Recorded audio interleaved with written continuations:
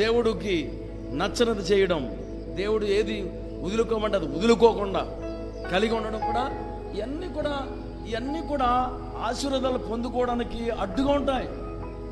నువ్వు ఎప్పుడో తిట్ల నుంచి స్వతంత్రం అయ్యావో ఆశీర్వాదాలకి వారసుడిగా అయిపోతావు. హల్లెలూయా.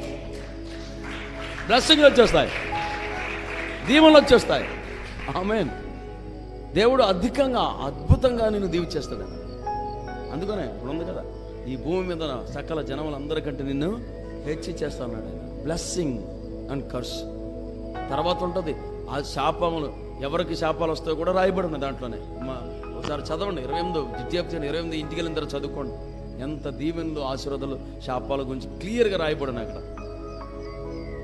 మనం దీవించబడ్డానికి దేవుడు మనల్ని పిలిచాడు, అంతేగాని ఇలాగ ఇరికిపోయి అలాగా ఉండకూడదు కాదు. దేవుడు ఇప్పుడు ఏంటంటే మనం స్వతంత్రం అయ్యాము.